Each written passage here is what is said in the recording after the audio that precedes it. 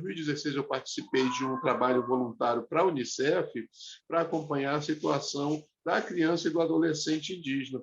O Brasil nunca informou a Unicef a situação da criança e do adolescente indígena. Ou seja, nós não temos dado nenhum, nós só sabemos que o IDH é um IDH, é o pior IDH da América, é da população indígena do Brasil, e quem experimenta as consequências maiores, como você sabe, é a criança e o adolescente, né? Então, quem está numa situação de IDH baixo, quem vai sofrer a consequência, quem sofre a consequência é a criança, né? Então, quer dizer, o IDH da criança e do adolescente indígena do Brasil é um dos piores IDHs da América, né? Então, quer dizer, essa descoberta, essa questão que eu estou trazendo da situação de 90% não escrever a língua é uma demonstração, primeiro, já demonstra pelo próprio IDH, né? E segundo, de que a escola, que é tão alardeada, a escola de primeira a quarta série, que tem que ser na língua materna, tal, ela não existe. Ela não existe. Esse dano está acontecendo, não é de 1500, esse dano não foi 1500, não foi no decorrer da ocupação do não indígena. Está ocorrendo hoje, é uma situação do indígena hoje, da criança e do adolescente hoje. É um dano irreparável, é um dano que não tem precedente, né, vamos dizer assim, e esse dano. E é o que eu queria trazer com relação à educação, à escolarização. Eu sou a prova, eu sou o testemunho, né, vamos dizer assim, eu sou a testemunha dessa situação, porque eu nunca dependi de escola, o governo nunca me ofereceu, nunca me ofertou, nunca colocou esse serviço. Eu sou um dos que, né, galgou, conseguiu o meu próprio esforço. E é assim que todo indígena é. O indígena é pior para o indígena porque, como não existe a escola de primeira a quarta série, quando a criança sai da aldeia para estudar na escola convencional, tem que fazer aquele exame admissional, que é até proibido, né? Mas faz um teste admissional para saber onde ele se encaixa na escola convencional, porque não existe, ou a escola existe lá, mas não existe a diplomação, o certificado, né? Ou essa escola não existe o prédio, existe o professor, mas não existe o prédio, ou às vezes existe o prédio, mas não existe o professor. Enfim, essa escola não existe. Desde a minha época de criança e de adolescente, eu sou vítima disso. E eu consegui me desvencilhar nesse mundo que nós vivemos, desse jeito, dessa discriminação e dessa falta de serviço público específico para indígena, diferenciado. Eu sou a vítima, eu consegui, eu sou uma exceção da exceção para chegar onde eu cheguei com a formação acadêmica que eu tenho, com todo o meu conhecimento, meu saber técnico, né, capaz de enfrentar todos os dissabores dos profissionais do direito, né, me discriminando, inclusive, né, e para enfrentar através do meu conhecimento, através da minha capacidade profissional, né, mas sozinho, foi do meu esforço, não foi ajuda de FUNAI, de governo, de Estado. O Estado não me ajudou em nada, pelo contrário, o Estado é contra. A questão indígena, o direito indígena é incompatível com o Estado, de certa forma, né? E a gente verifica isso e vem provando isso. Então, a questão da escolarização, eu pegando um link aí da minha situação, da minha formação acadêmica, escolar, né, fundamental, básico e tal, com a situação hoje do indígena. E é muito bom esse link para a gente verificar como é, o que a gente vive hoje na situação indígena, entendeu, Hélia? É isso aí. Entendi. O IDH é um índice É um índice de desenvolvimento humano, né? Porque para o IDH, para você identificar o IDH de um povo, você tem que verificar os pilares, né, de identificação do IDH, são saúde, educação e sustentabilidade. Então, ou seja, para você estar, para o segmento indígena, se encontrar hoje no pior IDH da América, é sinal que não existe saúde, não existe educação e não existe a sustentabilidade, ou seja, a economia, a forma de sustentação desse segmento social. Então, o principal, aí, a vítima principal são os idosos, e, claro, e as crianças.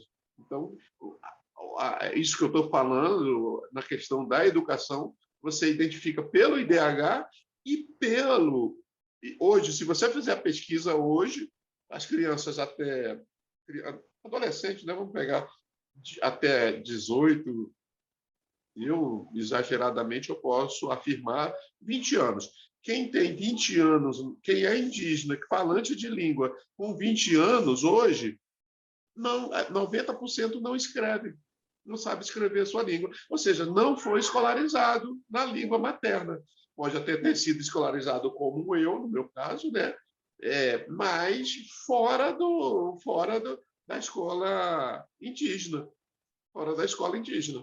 Então, quer dizer, e essa escola indígena já funcionou um tempo e hoje nós não temos mais essa escola. O resultado disso é que 90% hoje dos jovens não falam, não escrevem, falam, mas não escrevem a língua. Olha o prejuízo, o dano irreparável que é isso. Isso é um dano muito grave. Então, quer dizer, eu, por exemplo, fui escolarizado numa escola não indígena, entendeu? Agora, sim, fala um pouco dos danos atuais ou contemporâneos, porque, assim, a princípio, o modo de vida indígena,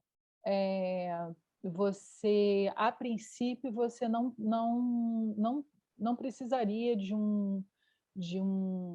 tá dentro de um sistema econômico ou tá dentro de um sistema de saúde. Não, digo assim, né, em tese, né, se a gente pensar o modo de vida indígena, tem os seus próprios saberes para cuidar da saúde, tem o seu próprio modo de vida de subsistência, e quando que isso se dissocia e... Fala um pouquinho mais alto, Wellington. Está me ouvindo? Eu estou te ouvindo, mas só que está um pouquinho baixo. Eu não sei se aqui eu tentei aumentar aqui, mas não consegui o volume. Então, quando que se dissocia esse modo de vida indígena, que é autossustentável, e aí o indígena entra nessa precariedade que, se ele não estiver dentro do sistema, ele não sobrevive direito. Entende o que eu falo? Porque Entendo. Entendo. Então, isso é exatamente o que eu penso que faz parte de um processo de extermínio. Esse processo de extermínio, você não dá acesso a esse segmento social, a uma escolarização adequada, a uma saúde diferenciada, respeitando as diferenciações culturais, tal. Principalmente a questão da escola de primeira a quarta série na língua materna, então, quer dizer, não ter sustentabilidade. O governo cortou agora, nessa reforma da Previdência, o indígena, o quilombola, o pescador artesanal, o caiçara, tinha direito a um salário mínimo, né? Um salário mínimo quando completasse 60 anos, 55, se não me engano, 60 anos. Então, com 60 anos, o indígena não necessitaria ter contribuído, só teria que comprovar sua condição de agricultor, né? Teria direito a uma aposentadoria de um salário mínimo. Hoje, com essa reforma da Previdência de 2019, acabou esse benefício, né? Esse acesso à previdência, assistência previdenciária. Então, o indígena não tem sequer mais assistência previdenciária. Então, a falta de acesso essas políticas públicas, né? Vamos dizer assim, né? Essas garantias constitucionais, coloca o indígena nessa situação de vulnerabilidade o fato de você não ter essa sustentabilidade, não ter a previdência, não ter a escolarização, não ter uma saúde, vai para o extermínio, o objetivo é esse. É um processo de ocultação da cultura, de extermínio da cultura, de forçar você a ir para vamos dizer assim, ser incluído, né? Que não é incluído, é a cultura judaica cristã se expropriando da cultura indígena, expropriando a cultura indígena, né? Forçando você a ir para a cultura do dominante. Esse é o processo que vem desde 1500, e isso faz parte. Então, quer dizer, o que nós temos hoje de cultura indígena é um esforço dos próprios indígenas e não do governo. O governo não contribuiu com nada. O governo não contribui com assistência, agrícola, uma agricultura. Agora, esse governo que está aí, vem incentivando, pelo contrário, vem incentivando a agricultura do veneno, da morte. Não vem incentivando a agricultura agroflorestal, a agricultura orgânica, a agricultura de subsistência. Pelo contrário, não tem nenhum apoio, não tem assistência. Eu que frequento as aldeias, sou de aldeia também, né? Então não tem sequer uma enxada, uma foice, um machado, que dirá maquinário, né? Que dirá semente, que dirá maquinário, que dirá para você ter acesso à sustentabilidade. Não estou nem falando de previdência mais, estou falando de assistência mesmo, de ajuda agrícola indígena, né? Agrícola indígena, ou seja, orgânico, agroflorestal, de subsistência, agricultura mesmo, que nos serve para nos alimentar mesmo, né? Para a vida, né? E Como não foi tua veneno. infância?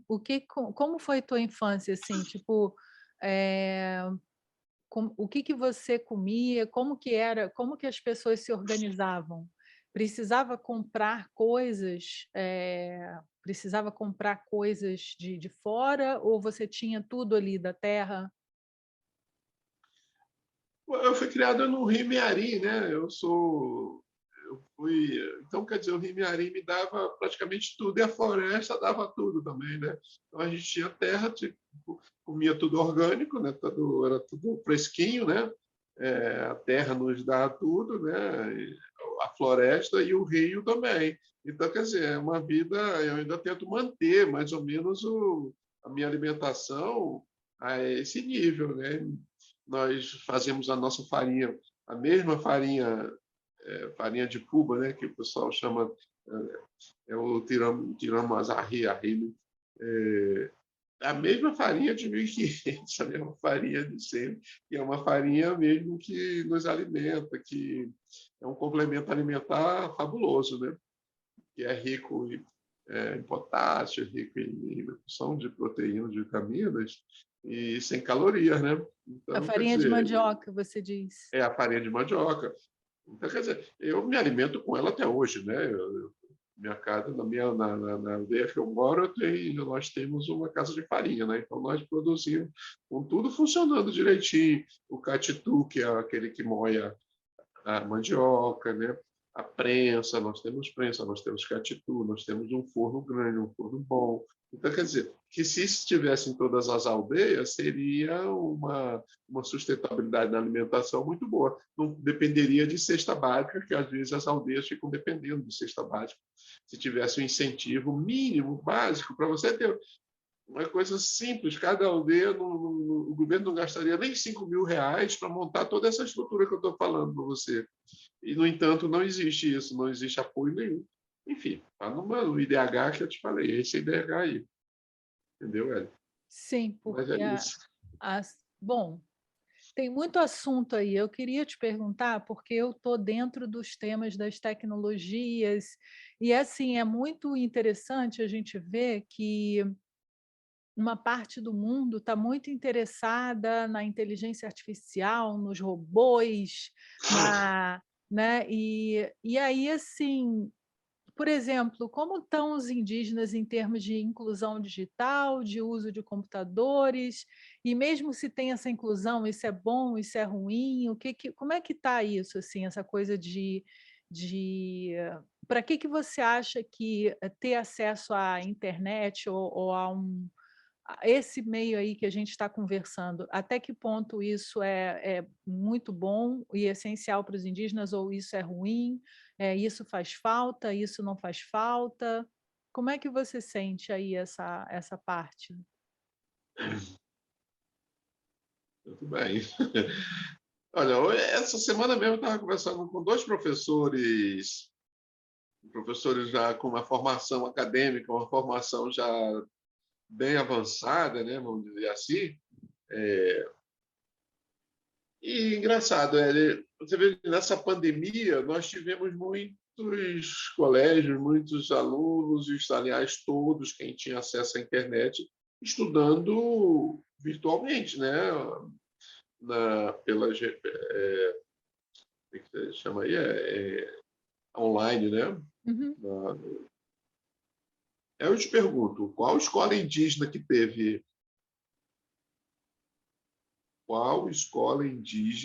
que na pandemia teve aula online digital pela internet? Nenhuma. Isso é muito triste.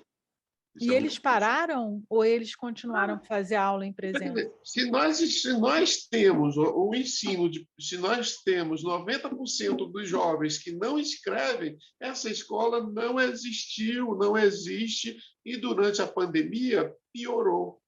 Nós chegamos a 90%. Quando eu comecei a pesquisa em 2016 sobre a situação da criança e do adolescente indígena, para mim já era um desastre, já era um caos. De 2016 para cá, a situação piorou 3, 4 vezes mais. Então, quer dizer, é importantíssimo se ter uma tecnologia, primeiro, para você ter o conhecimento, ter a criança indígena, o adolescente indígena, ele tem que saber mexer nas plataformas, ele tem que saber mexer na digitalização, tem que saber mexer em tudo, tem que manejar toda a tecnologia para o bem dele, da família dele, para a comunidade. Porque é aí que você acessa o Bolsa Família, é aí que você acessa o Vale Gás, Prato Cheio aqui em Brasília, no caso, tem. Quer dizer, ele tem que estar e fazer o principal também, que é a proteção da área. A proteção da área você pode fazer via site, via satélite, enfim, internet. Você está na aldeia direto, está lá no embate com o grileiro, lá com o fazendeiro, com os terroristas, você poder filmar e jogar na mídia, fazer uma interação. Então, quer dizer, hoje, depois da pandemia, que a gente, esse grupo, eu estava conversando com esses professores, para a gente poder montar o nosso, na língua indígena, montar uma sala de aula online, uma sala de aula virtual para as pessoas poderem, para as crianças e para os adolescentes poderem escrever, saber escrever na língua materna, a sua língua, poder escrever, que não está escrevendo, se alfabetizar, se escolarizar na língua materna. Então, quer dizer, a tecnologia para nós é de suma importância, tem que ter apoio. Agora, não tem internet. Se muitas comunidades no Rio de Janeiro, onde você está, não têm acesso, imagine nas aldeias. Então, quer dizer, nós não temos internet para poder ter acesso à aula virtual. Nós não tivemos esse período de 2 anos de pandemia, a situação piorou e muito, muito. Entendeu? Entendi. Aí fica uma coisa também desigual o emprego dos recursos, né? Porque se emprega muito recurso em tecnologia, por um lado, mas ainda tem muita gente no Brasil que não tem acesso, principalmente à população indígena. É isso aí, é desse jeito. Imagine como é que não está a situação e esse dano. Quem vai reparar esse dano? Quem eu posso amarrar, dona Érica? Quem eu posso amarrar e dar uma surra e pedir para o pessoal dar uma surra, bem dada mesmo, no gestor. Que gestor é esse, né? Quem é ele? Pois é. Bom, a estrutura toda, você pensa que a sua inteligência indígena ela é muito diferente da inteligência que você aprendeu na escola, na faculdade de Direito? O Jarba Passarinho, que foi ministro, falecido já, todo mundo, já foi ministro, acho que foi ministro da Justiça e tal. Ele falava uma coisa interessante, ele falava assim, que não podia dar asa à cobra, no caso, se dirigindo aos indígenas. Então, quer dizer, se der condições para nós vamos voar muito alto. Então, acho também que faz parte desse jeito, de não dar as condições para nós. De não nos dar as condições agrícolas, não nos dar as condições que a agrícola, que é a questão da subsistência, né? Não nos dá as condições para ter um produto, para certificar o nosso produto orgânico, por exemplo, né? E o que seria quem não quer consumir um produto agroflorestal? Quem não quer consumir um produto orgânico com selo indígena? Olha que valor que não seria essa sustentabilidade. Então, quer dizer, nessa parte aí, a gente já verifica que, se der asas ao indígena, nós teremos voos aí, sem depender do Estado, sem depender do governo, sem depender do político, da política, sem depender dos empresários. Nós temos condições de fornecer alimentos saudáveis, orgânicos, entendeu? Então, é isso. E isso, eu acho que isso é um perigo, porque para o governo não incentivar, não nos ajudar, então nós colocamos em risco todo um projeto, de dominação, né, da cultura dominante. Nós somos capazes de colocar essa cultura judaico-cristã lá mesmo no lugar onde ela deveria ficar. Então, quer dizer, o medo é esse é o medo. Então, essa é a questão principal. A questão principal indígena hoje é isso. Não querem implementar a Resolução 69 da OIT. A questão hoje, enfrentando o Estado, é a implementação da Resolução 69 da OIT. Nos respeitar de forma autônoma, garantir as demarcações das terras, as homologações. Nós estamos com 350 terras que já passaram pelo processo de demarcação e que dependem apenas da homologação do presidente da República. Desde 88, todos os que passaram não homologaram, né? Não estou falando só desse, não, da esquerda, não, da direita, não, que a esquerda também ficou 15 anos e não fez o que tinha que fazer, como determina a legislação. Então, essa é a situação que nós vivemos hoje, sabe, Helena? É isso aí. Essa questão do, assim, porque o agronegócio no Brasil é um problema muito sério, né? E o futuro do mundo, assim, em termos de sustentabilidade, são pequenos negócios e pequenas fazendas orgânicas, pequenos produtores orgânicos, né? Esse seria o futuro, porque o produto em larga escala, com veneno, com isso, com aquilo, não é mais sustentável, mas enfim. Você está falando aí... Nós vamos voltar lá para o início dessa conversa, lá para 1500, anterior a 1500. A gente tem problemas políticos muito sérios. Agora, o que eu vi de você nas redes, e às vezes eu ficava provocando, até queria conversar com você. Agora a gente está gravando. Mas essa questão, né, tem uma questão meio anárquica, talvez isso vem de muitas culturas indígenas, né, essa coisa anárquica no sentido de que a autoridade... o chefe ele é um chefe que cuida do grupo, né? Não é um chefe que tem autoridade. Eu não sei como você vê isso, mas um ponto que eu estou querendo chegar é que você luta pela cidadania indígena, assim, pela cidadania, pelos respeitos aos direitos. E por que não ocupar esse espaço concorrendo a deputado, concorrendo a vereador, concorrendo... Por que não ocupar mais esse espaço? Né? Porque, assim, essa coisa de que não voto ninguém, vou votar branco ou nulo, é complicado, porque você tem que tomar uma posição, porque depois são essas pessoas dentro dessa legislação que vão decidir, entende? As coisas.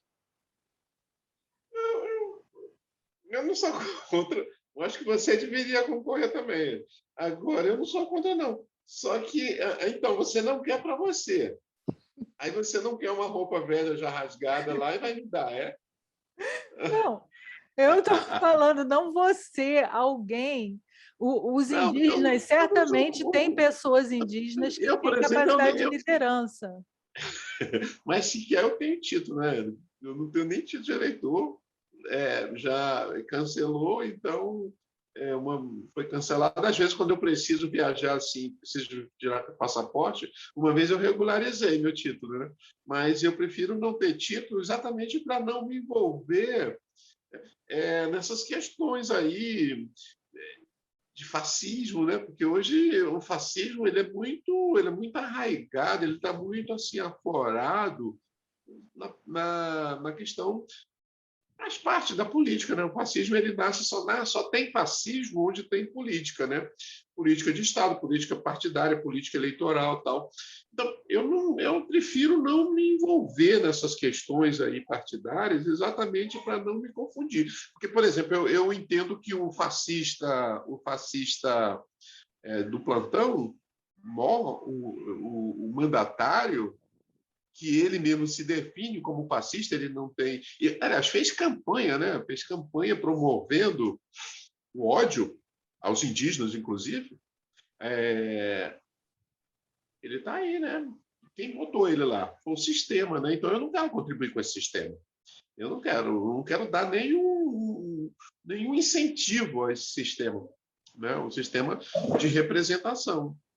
Porque a própria Constituição fala na representação direta, está lá no parágrafo único da Constituição. Alguns países adotam a representação direta, o que chamam até de Estado plebiscitários, né? São os estados assemblear, né, plebiscitário, em que eu, você, nós que somos os pagantes dos impostos, nós é que temos que decidir. Eu não preciso ter uma pessoa para me representar, e ainda mais um mandatário desse naipe aí que está aí, né? Então, quer dizer, eu estou falando no meu caso, eu não pretendo influenciar ninguém, induzir a ninguém, mas eu tenho essa visão de questão da representação, né? Eu gostaria que fosse implementado o parágrafo único do artigo 1º da Constituição, que é a representação direta, e não a representação indireta. Então, quer dizer, a Constituição fala na representação direta, ou seja, plebiscito, referendo, consultas, e nós temos o oposto, nós temos um poder enorme a esses políticos, né? Eu estou falando de esquerda e de direita, eu não posso nem ter posição em relação a isso, porque eu sequer tenho título de eleitor, né? Mas enfim, uma forma de eu me defender contra tudo é não sequer me votar. Se eu te falar que as mortes que ocorreram, por exemplo, na minha família de indígena, né, do Guajajara, por exemplo, no Maranhão, na terra indígena Araribóia, as últimas lideranças assassinadas, tem a ver com política partidária, entendeu? Tem a ver com política partidária. Então, quer dizer, é complicado. Particularmente, eu tenho essa visão nesse sentido. Eu não voto. Eu não voto para não me envolver com o fascista, né? Se tem 10 pessoas numa mesa e um fascista, tem 11 fascistas na mesa, né? Isso, o pessoal costuma dizer isso, né? E eu concordo. E eu concordo. Então, eu não quero alimentar fascista. Eu não quero. É isso, nesse sentido. Então, você diz que os indígenas que se envolvem com política, assim, se organizam politicamente, eles são alvo Assassinados. são assassinados. Assassinados. Assassinados mesmo é o nome, assassinados. Aquela liderança ela coloca em risco um não indígena, por exemplo, a liderança que se destaca na luta, né? Na luta pela terra, na luta pela saúde, pela educação, pela assistência. E aí se destaca e passa a ter assim, nós somos muito inteligentes, né? Nós somos muito capacitados, né? Então, os indígenas, qualquer um se destaca aí com se der asas, a gente voa longe, né? Então, E aí esses indígenas acabam se articulando, sendo bem articulados. Nós somos verdadeiros papagaios, né? Que falamos daí, assim, aprendemos a falar e falamos assim sem parar. Enfim, então, e aí acaba se destacando e vira alvo, como o Zezito, lá perto de Araribóia, morto, assassinado ano passado, e o outro que já foi assassinado esse ano. Quer dizer, se envolveram com política partidária. Então, coloca em risco, às vezes, um outro indígena, ou geralmente um não indígena, que estava esperando aquele cargo, que já estava determinado para vereador, para prefeito, para deputado, tal. E aí vem um indígena, não é justo que tire, né, na cabeça desse pessoal, dessa galera toda aí, que tire essa vaga dessa pessoa. E aí acaba exterminando mesmo.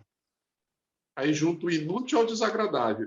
Além de matar um concorrente, assassinar um concorrente político, tira também uma liderança forte que estava na defesa da terra, na defesa das verbas públicas, da saúde, da educação, da assistência, e resolve dois problemas de uma vez só. É assim que funciona.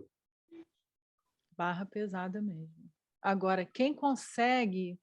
Tem algumas lideranças indígenas que conseguem sobreviver e ocupar os espaços? Tem alguns, né? Sim, tem muita gente muitos escritores, muitos professores, muitos médicos, advogados, engenheiros, tem os indígenas estão bem, assim, não está bem porque a maioria mesmo que tenta sobreviver da agricultura está nesse caos aí que você sabe, né? A gente está falando aqui. Mas nós temos bastante indígena mesmo que já se destacaram, já estão bem mesmo na questão social, enfim, sustentabilidade. Tá? Não sou só eu, não. Sim, sim.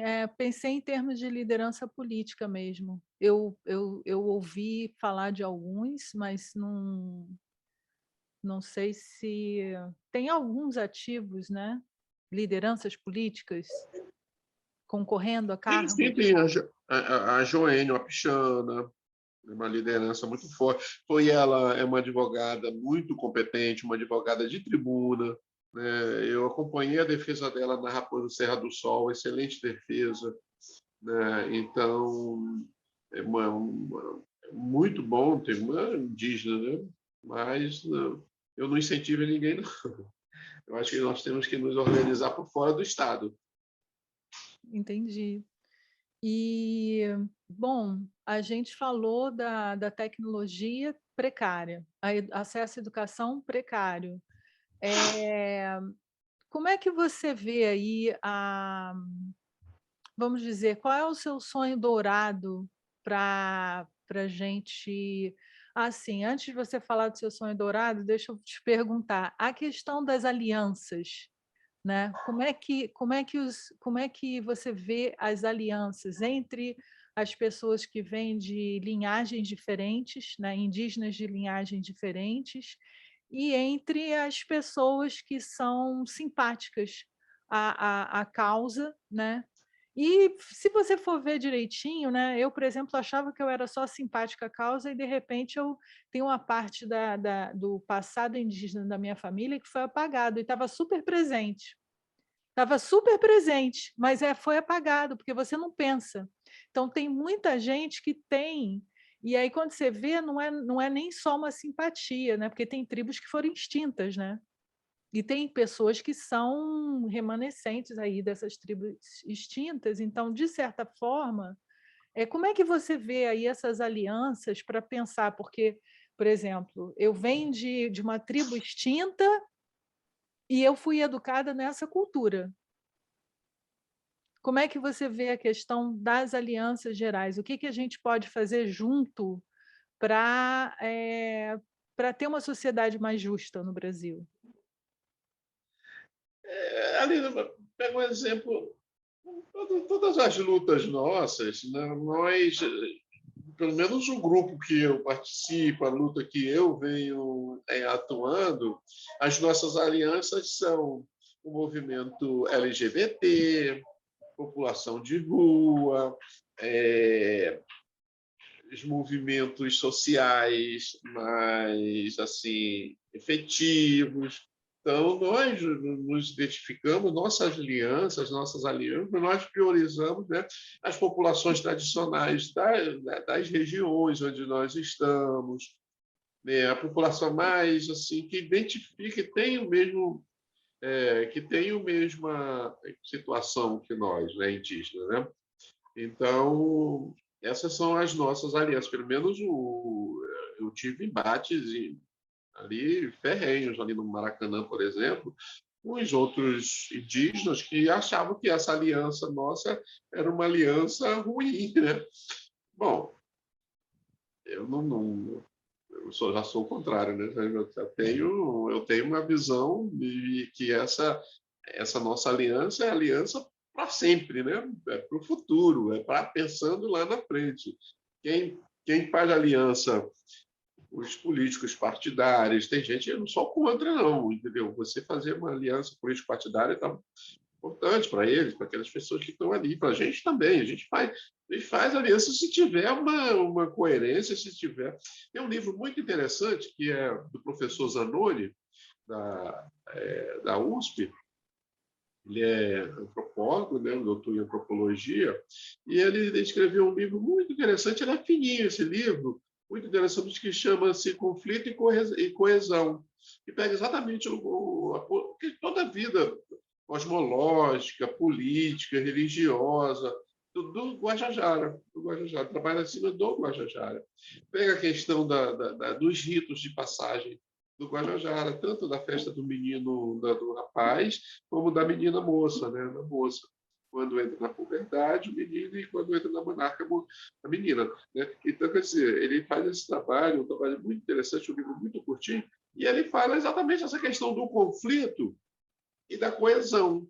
Então, quer dizer, no momento que você tem o Estado fornecendo, cumprindo todo o seu papel em relação aos direitos, às políticas públicas específicas dos indígenas, você pode até ter uma aproximação, você pode até ter uma coesão, vamos dizer assim, né?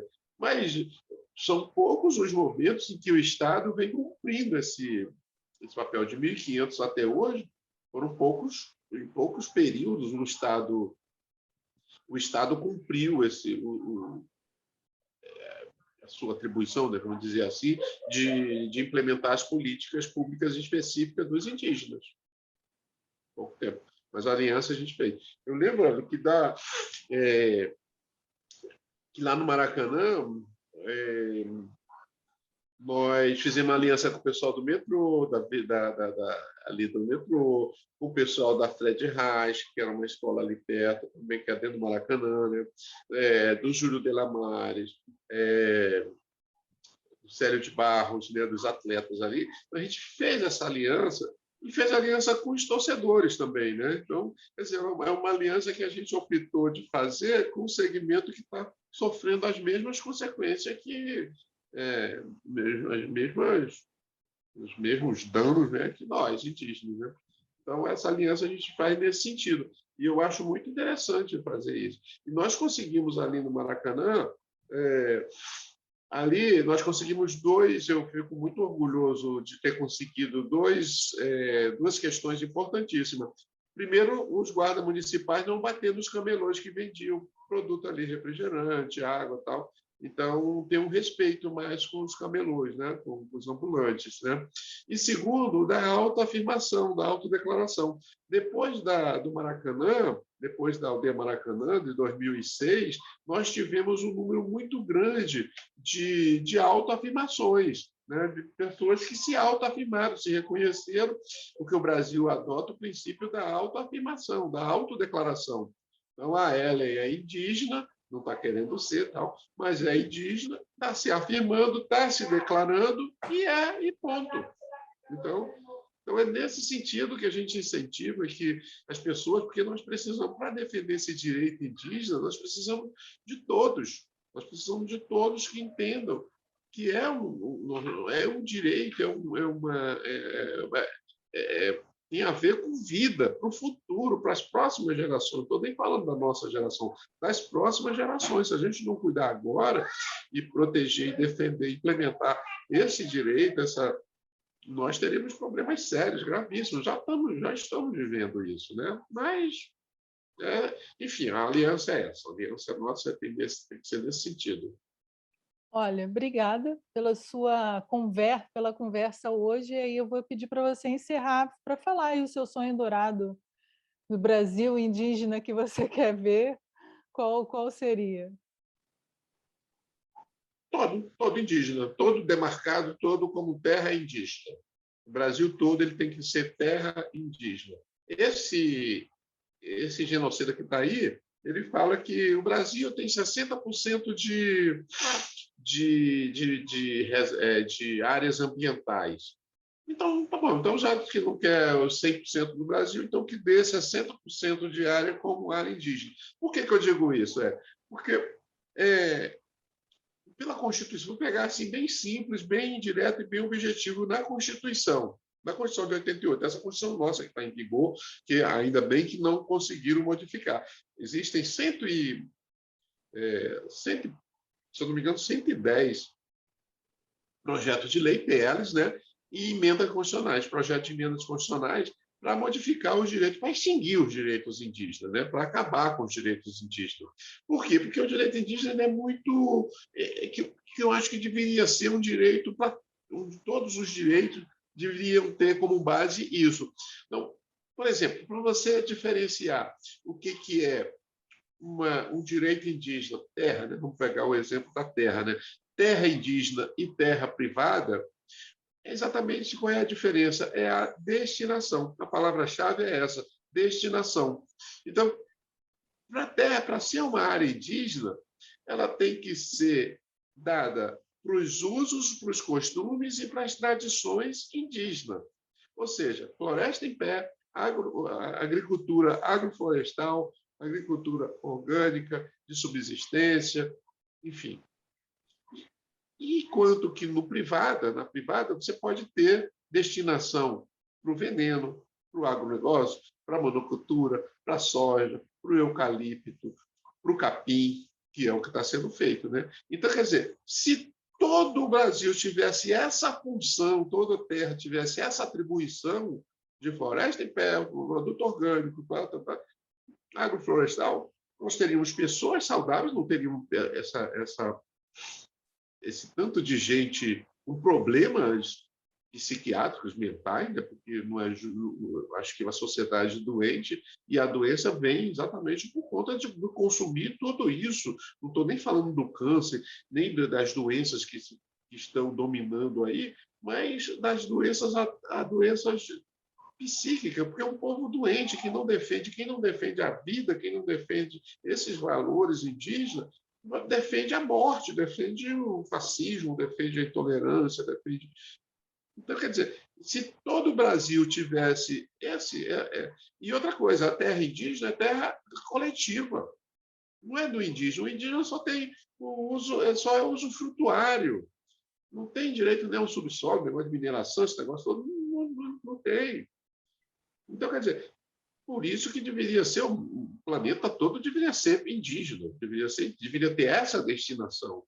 Por isso que eu defendo, no mínimo, os 60%. Eu defendo retomada das terras indígenas.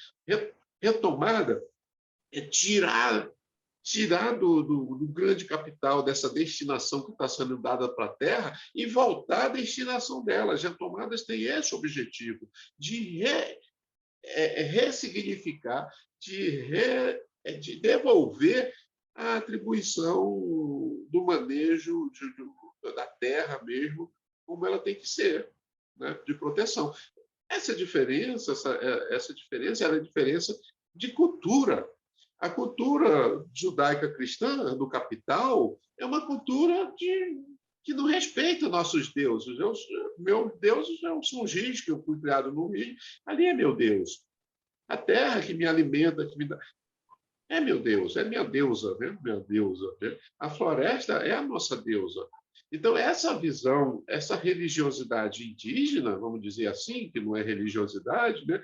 Mas essa visão cósmica do indígena é o que deveria ser para todos, não vir com a cultura dominante, a cultura do capital, e implementar e criar uma sociedade da morte. Então, por isso que a gente faz as retomadas, eu luto, eu defendo, onde eu vou, eu defendo as retomadas, a autodemarcação, retomadas de terra, para dar destinação indígena para as terras. Então, é esse Brasil que eu quero, é assim que eu quero. Muito bem, obrigada, eu concordo. Aplauso. Aplauso. Obrigada, Arão. Tá bom. Depois, Bom, quando eu estiver no Rio, eu vou te procurar.